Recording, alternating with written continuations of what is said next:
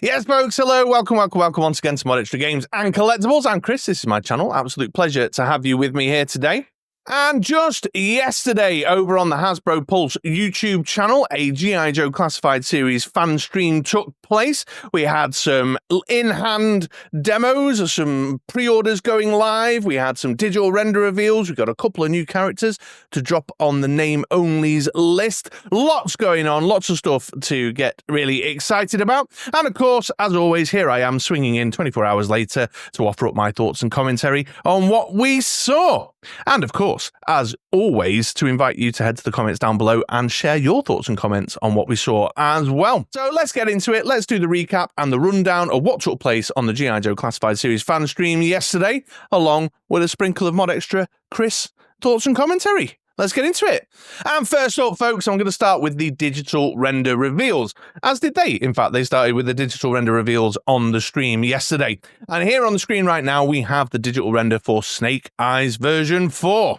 This, of course, like many of the things we saw on the stream yesterday, was no surprise. Lenny had been teasing Snake Eyes version 4 for ages with a sneak peek of his vintage figure on an interview he did with Toy Kind of Mood, I think, off the top of my head. Then he was on the name-only list. Then there was a leak, which I talked about in another video recently, of the torso in development. So no surprises here, but officially announced with the full digital render. Looking pretty good. Lenny mentioned about the visor, wanted to make sure the visor and the face mask looked accurate to the old O-ring vintage OG figure. It looks fine, although the head, it's going to sound like the weirdest thing ever, but does that look a bit, like, really round? Like super chrome domey? I'm not sure. It feels like the proportions are a bit off with the goggles, the mask, and then the curve of the head. It's probably just me, probably just a perspective or a digital render thing, but otherwise it's all there. It's the core colours, heavily influenced by the vintage figure, which is no surprise after Lenny's comments on the stream about it being his favourite G.I. Joe as a kid. Nice sculpted details there in the vest area with all the pouches and belts and stuff. Bit disappointed that there's not a little bit more going on in that space there, like painted buckles or I don't know, just something to give it a little bit more life and depth, but it's there nonetheless. I speculated about the texturing at the top of the vest with the black section underneath the straps, and yes, it looks like the texturing's there. He's got these nice little kind of forearm guards, which are looking cool. The shin guards, which of course we've seen before. This is reuse. Got the thigh pouch with the throwing knives with a little splash of colour there with the red handles and the silver loop on them. The accessory selection's okay. It feels a little thin on the ground to me. However, it is, all in line with kind of Snake Eyes-y stuff. So you've got the couple of samurai swords there, and these look like they've got a nice little bit of a paint application, a little kind of red embellishment there, and it's got the metallic blades painted in, which is of course cool. Got the submachine gun here over the other side. This is reuse, of course. We've seen this submachine gun before, but possibly the closest they've got in their, in their toolkit, as it were, to the original handled submachine gun that the OG vintage figure had. And then, of course, as a little Easter egg nod towards the vintage figure, they've also got the red grappling hook, although they did mention that it doesn't have the grapple hook launcher, which is a bit of a shame, and that it's kind of going to end up in a bits box going nowhere because I can't really see how you'd engage with that with the figure. Also got a little backpack there just for sword storage. So yeah, looking good, looking fine. Perhaps not quite as eye-poppingly awesome as I had originally hoped, but there we go. I'm not one for having repeat characters in my collection, but I think this may well be. Once again, G.I. Joe Classified are going to do it to me. It's like Batman figures. I'm going to end up with a bloody third Snake Eyes in the collection, which is not something I really do, but I like the look of this. It's looking good, yeah, other than the chrome dome, the very roundness of the head. I'm into it. It's looking good, and I know folks who are into this figure from their nostalgic memories of owning it when they were younger are very excited about this one. Then we had the MMS with a Colonel Hawk figure. So despite my snarky comment before about not many surprises, and to be fair, there weren't many, this was one we had no idea about, at least to my knowledge, and I stay pretty close to what's going on out there. Let me know in the comments down below if I've missed some rumor out and about. But yeah, not expecting this one at all. Lenny said in the stream, you know, they've had the vamp. It's nice to have a nice towable to go along with that, kind of in line with the approach they've taken with the Hiss Tank, for example. This looks good. This looks fine. I don't own the Hiss Tank MMS, but at a cursory glance, it does appear to be a redeco or a repaint, you know, obviously in the G.I. Joe colours rather than the kind of Hiss Tank Cobra colours. So the missiles are in the green with the black tips rather than the red. They've got the G.I. Joe logo on there. It's in the military green, but otherwise it all looks to be the same. Nice to see the blast effects included there. These, of course, are reused from the scrap iron and the mobile armoured rocket doobry what's it, as are these blast effects. Somebody, I think over on Discord it was, I saw with my Joe Bros on Discord, mentioned that the blast effects are no use. The launch effects, I should say, to be more accurate. These launch effects are no use with those missiles, but not having had the Hiss Tank MMS in hand, I can't comment, so perhaps someone can let me know how accurate that is or not. And then, of course, we've got the Colonel there. Nodding again very heavily to the vintage, you know, mobile missile system and Hawk set that was available, and drawing heavy inspiration with the colour scheme and the helmet and such like from that original look there. Very OG-13 vibes. Again, it looks like a lot of reuse in terms of the figure, which is not all that problematic. The head sculpt appears to be unique, and they mentioned spending a lot of time getting that military short back and sides buzz cut going on there. The vest, I think, is Xandar's. That's Xandar's vest, isn't it? With the holster on the side here, repaint a Xandar's vest, which I think is really interesting reuse. And then the figure underneath, we've seen it all before, so that's fine. So if you're like really into your 82 vintage kind of look and feel stuff, this could appeal. The weapon selection is fine. It's, we've got the Stalker stroke Duke submachine gun and pistol there. It's got a standard knife, the classic Sunbow cartoon laser rifle, and the M16, along with the carry case, the backpack carry case for the submachine gun there. So that's all fine and dandy. That's okay. I can see this appealing to a number of individuals, although there may be folks who are a little bit like, I want the Hawk, but I don't want the MMS. And I definitely get that point of view for sure. Especially, I don't know, it's just an awful lot of reuse. I've no interest in this particularly, for the usual reasons: space, money. I don't buy a lot of the vehicle-y stuff, and this just isn't the type of vehicle-y stuff that I would make an exception for. It's not like a Trouble Bubble or a Serpentor's Air Chariot or something where I have dipped my toe in the water with some of the chunkier vehicle-y type stuff. So I'm probably going to pass on this myself. However, I could see why this might appeal. I can see why this might appeal to folks out and about. So this set, the MMS with Hawk and the Snake Eyes, they mentioned were Amazon exclusives, due for release later in the year. So keep an eye out for more information on that, folks. But there we go. There's Snake Eyes and there's Hawk. However, there was a couple of other digital renders in the retro line. And here is the first they showed us. It's the green shirt. Here it is, the green shirt. Again, no surprise. We saw development sculpts where someone had taken a shady picture, a leaked picture, and put it out there on the internet. We, as a community, were not entirely sure that it was going to be a green shirt, but that was the leading speculation, and it appears that was correct, as we can see here now. And yeah, it's an interesting figure for sure. Emily did mention that this wave is only 2 retro figures, whereas traditionally you get 3. But because they were army builders, they said they've just done 2. Because I suppose they know that there are folks out there who are going to be buying multiples. And there's a lot to like about this figure, for sure. I mean, again, I know it's massive amounts of reuse, but going for a kind of army builder standard soldier for the G.I. Joe side of the shelf, they've done a pretty good job. The 2 available head sculpts look great, both the black and the white version of the character, the 2 different ethnic origins there. And they mentioned about the head sculpts and the challenge of trying to make it feel like you're making a generic troop builder, but also kind of giving it a unique feel, a main character vibe. And I definitely think they've done that. I really love the black guy. I think his head sculpt looks great. looks fantastic. So, of course, as an army builder, that gives you options. If you buy at least 2, you can set that up with the head and the hands for the 2 different characters there. But yeah, I think the head sculpts look fantastic. But then even into the figure, some lovely details. You know, I was just saying before about a splash of colour on Snake Eyes would go a long way. And then we've got the retro green shirt here with his brass buckles on the straps all the way down, not just on the main webbing up top, but also on his thigh holsters for his knife and his pistol there. So I'm just like, that's looking really nice. I love the brass buckles, but then a bit of paint applications. There's some black tightening straps and a knife sheath and the hand grenades painted in the grey and things. So it's looking really, really sweet. Considering it's basically the Duke Flint body, more or less, you know, with just a couple of generic no-name head sculpts that you can use.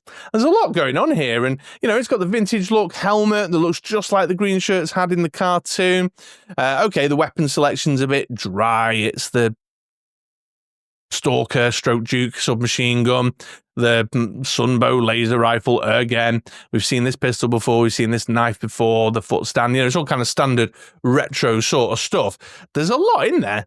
There's a lot in there. You know what I mean? You've got 6 hand swaps, well, 8 pairs of hands in total, 2 heads, a helmet, a couple of guns. There's a lot to like. Now, whether I go for this one or not, I'm not sure. I haven't decided. I think I am. When I first heard about it and people were speculating about the leak as to whether it's a green shirt, I was like, meh, probably not for me. But now I've seen it, I'm leaning more on the side of, yeah, I might pick one up, just one, because I really like the main head sculpt that's on there, the black guy. That, I mean, if that comes out as good as that's looking there, I think that looks really sweet. So even though it's a lot of reuse and it's a bit bland, and I don't know, what can I say? I'm a sucker for a paint application, buckle and clasp. So yeah, interesting one, that one. Let me know your thoughts on this one, but I was a bit like that, but I think I'm going to go for it. And then, folks, on the Cobra side of the shelf, we had the retro bat. This, of course, we've seen everything here before because we've had a bazillion bats by this point in the line. And, you know, I've got to admit, I'm a little bit aggrieved in some respects because there are some nice little touches on this that the mainline bat hasn't got. They've obviously kind of iteratively improved some elements, and now I'm just like, oh, I like the kind of modernized classified twist to the one I've got. But of course, the main element here is the color scheme. They've got the red face plate in there, in line with the cartoon, and then the yellow on the black has got a much more vivid kind of animated cartoon vibe. And in fact, what did Lenny and Tony say on the stream? More punch. It's got more punch. It's like really bright kind of stuff, which is, you know, fine and dandy. So if you're a classic Sunbow fan, then the look of this might appeal to you. I sort of like the small updates, the changes that they made on the mainline one, which means I'm probably not going to go for this, but there are some things making me lean and think, well, maybe I do want to go for it.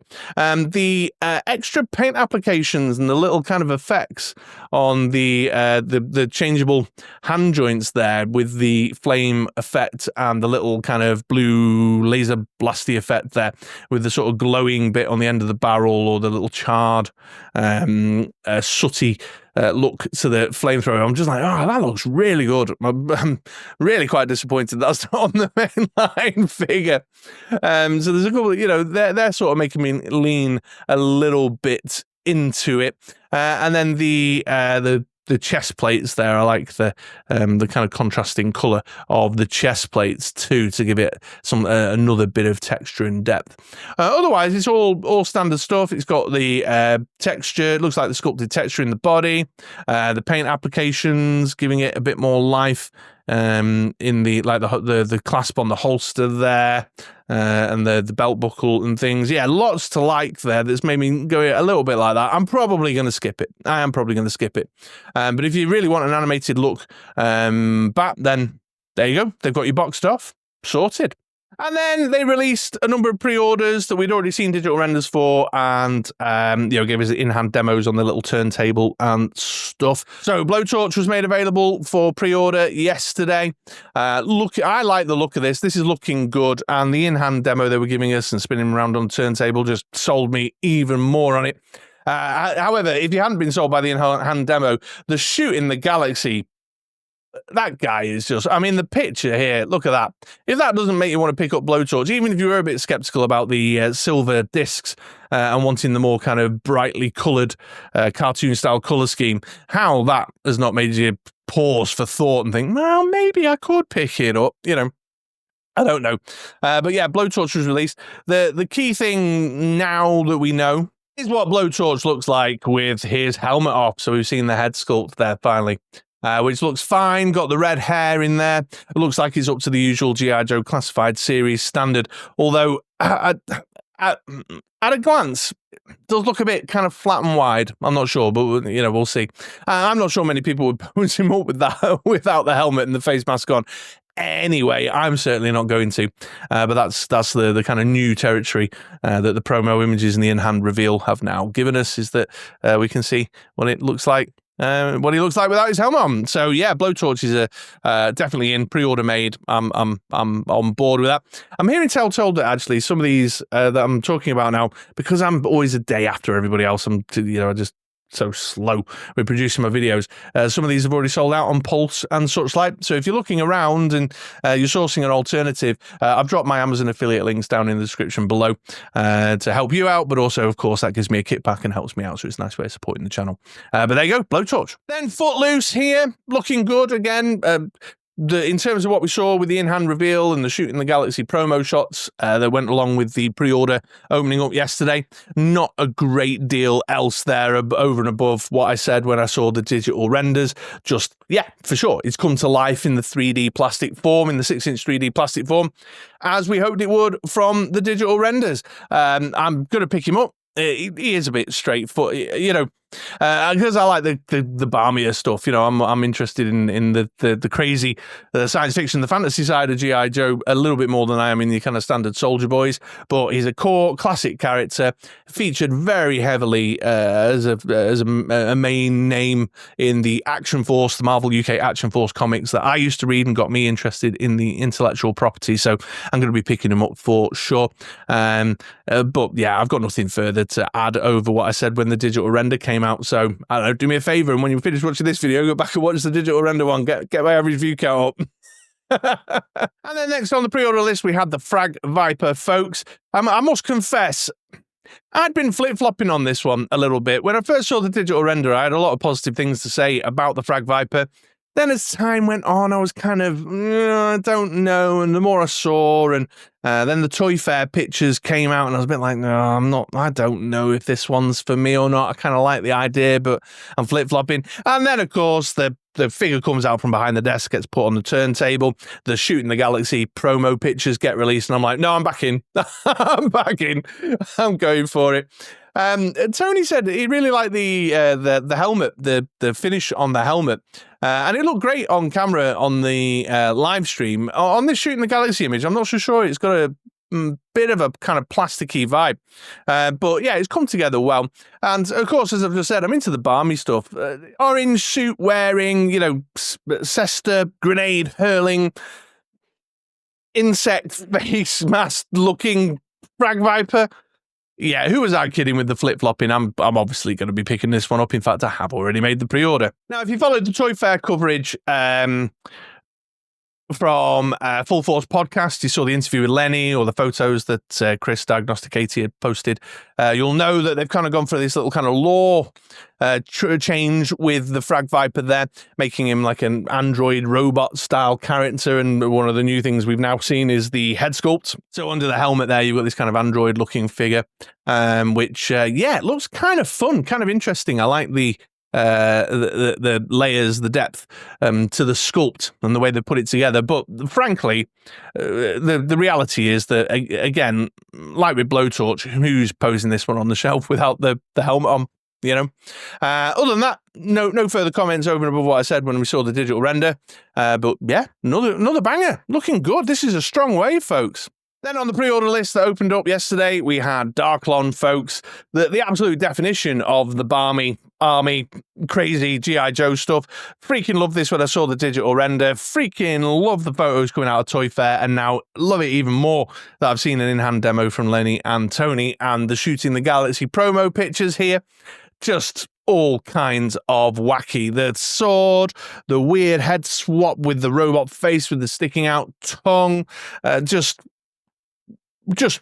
excellent, absolutely excellent. Definitely a pre-order for me. I love it when G.I. Joe is really out there, and this is the definition of out there.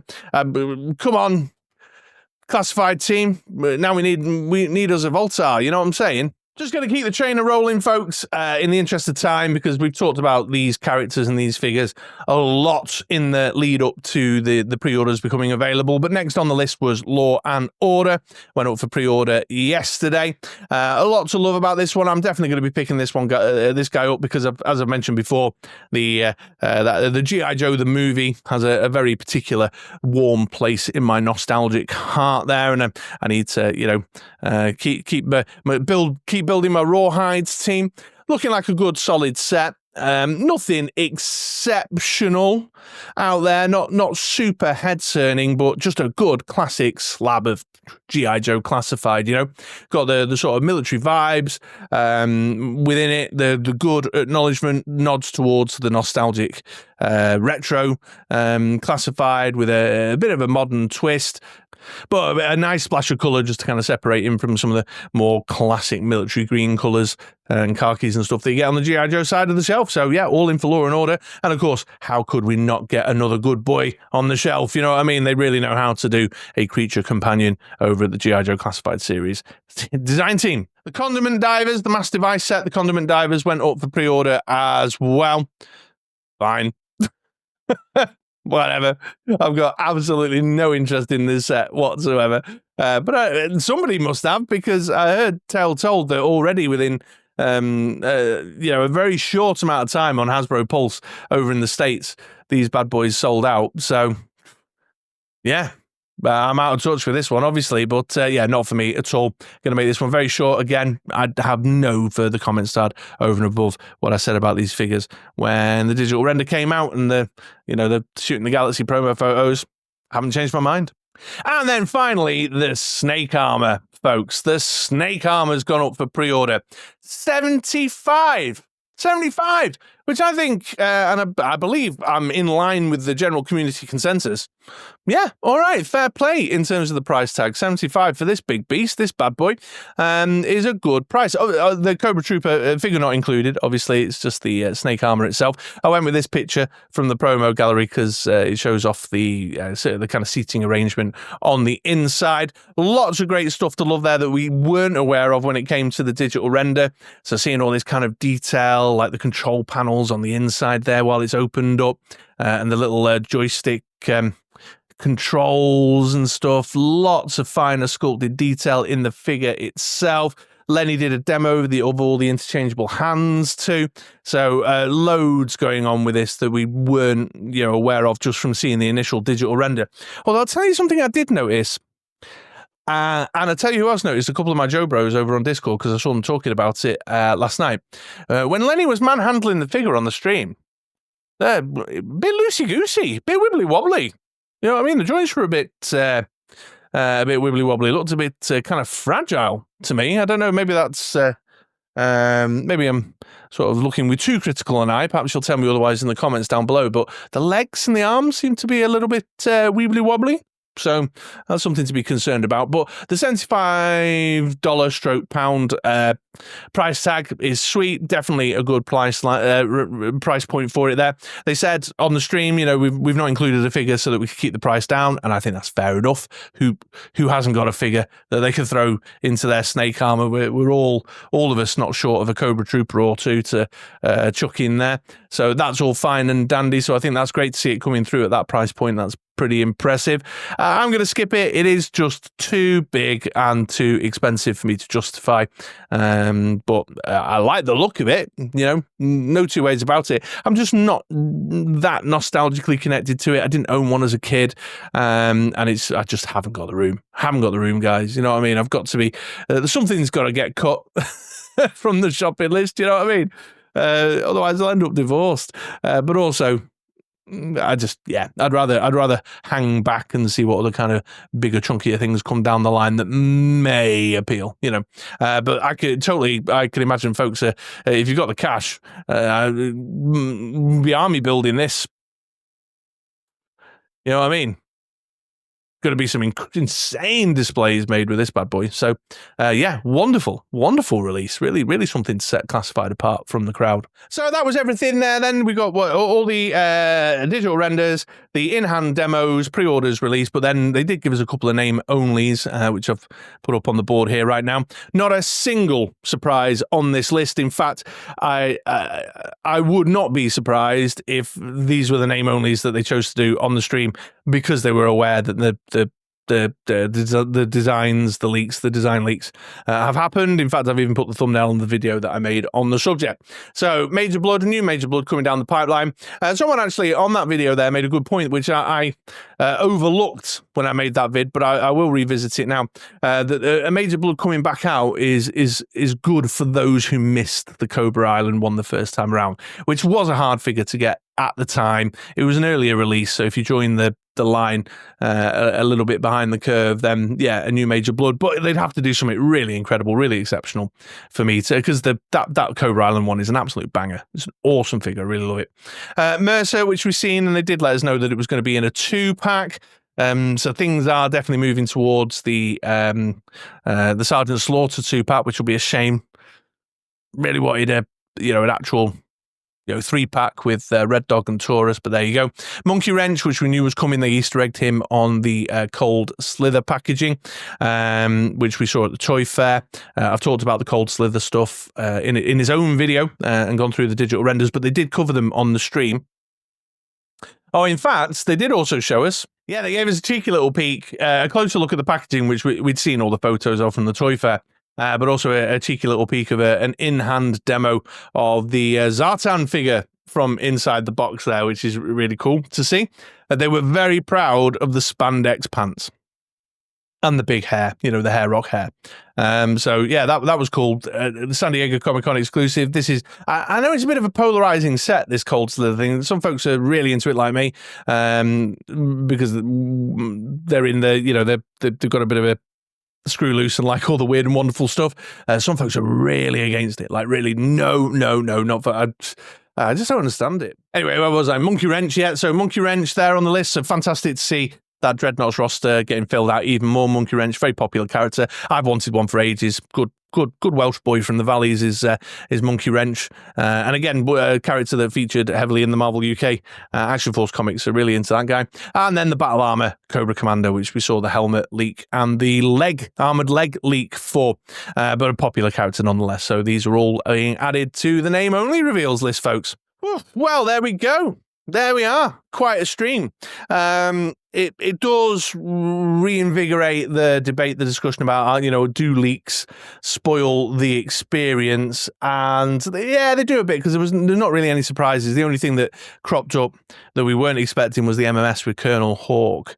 And of course, there's some stuff we know coming down the pipeline that they didn't even, mention at all, like the Claw. And they had the Claw out at the Toy Fair display. So they're obviously holding some stuff back for some of the other upcoming events. Where are we now? We're in March, come May, June time, stuff will start warming up for Yojo June, and then we'll get into the summer convention season, so still lots to come, but what is out there is exciting, and the leaks certainly didn't take away from the actual, here's the digital render, this is what it's going to look like, or here's the in-hand version of the figure. So not too damaging, but I might swing back around another collector thought of the day to revisit that one, because frankly, I'm part of the problem. I'm making videos about leaks all the time, you know. But anyway, I'm running long, waffling on, so let's wrap that one up there. Please do head down to the comments below. Love to hear when people let me know their thoughts, what's caught their eye, what they're excited about, what's turned them off, all that kind of stuff. So get into conversation with me in the comments down below. Otherwise, thanks for watching. Thanks for coming and hanging out. Hope to see you again around these parts again sometime soon. Have a great day, you know. Come back for another vid. Oh, be quiet, Alexa.